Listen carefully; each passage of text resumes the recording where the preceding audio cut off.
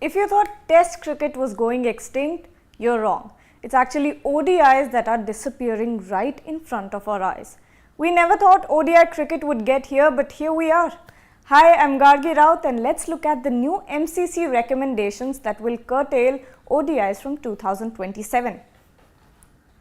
To begin with, the MCC has recommended a significant reduction in ODIs after 2027. If you're wondering why this has happened, the MCC is questioning whether ODIs are adding any value to the calendar. They believe they're going for a very reverse psychological approach at this moment, and they're thinking that a scarcity of ODIs could increase the quality of the format. The removal of bilateral ODIs will be implemented from 2027 to create space in the global calendar. Now we're looking at a completely revolutionized approach in cricket where T20 franchise leagues and T20 cricket is in demand more than ever. And that is creating a sort of a very busy calendar for the international players. The calendar for 2023 to 27 cycle is all set, no changes will be made in that calendar. Not only ODIs, but this meeting where the MCC committee sat and talked about what major changes will come in from 2027, they also talked about Test cricket. Majorly, they are setting up an audit for Test matches so they can check whether or not boards are losing money when they are hosting matches, because recently it has been said that Zimbabwe, while hosting Test matches, lost a lot of money instead of making some money. And there has also been a setting up of a substantial and ring-fenced fund for women's cricket, which is a huge development when it comes to it. The fund, which is ring-fenced at this, they are saying that it will be ring-fenced. The fund will be distributed among associate nations and full members.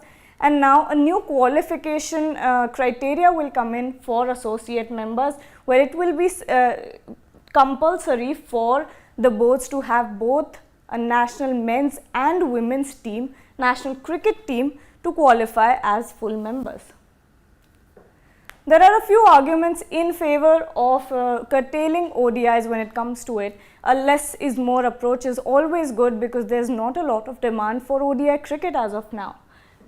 Of course, the growing manufacturing of T20 leagues is harming ODI cricket, and with it we are looking at it is quite clear that multi-format players are struggling with workload management. We're also seeing a lot of international stars forego their national contracts to sort of play franchise leagues around the world. We saw that happening with Trent Bolt. We saw that happening in women's cricket as well, where a lot of the stars at the peak of their career sort of forewent their national contract and started playing franchise leagues around the world. And we're seeing now, at this moment, we're seeing a lot of development of multi-format contracts, where we look at Jason Roy, Jofra Archer was also offered a multi-format, a multi-league contract where one franchise would contract a player to play in multiple leagues around the world.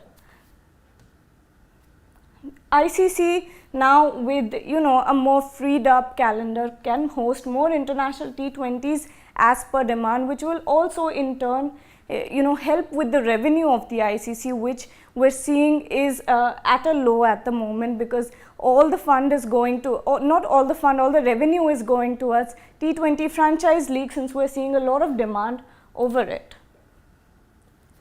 That is it for this video. What do you think about the new MCC recommendations? Do you think there should be a reduction in the overs for ODIs, or should there be a curtailing in the ODI matches like the MCC has recommended? Let me know in the comments. Like, share and subscribe to Sports Today. Don't forget to tap the bell icon and don't forget to download the AajTak app.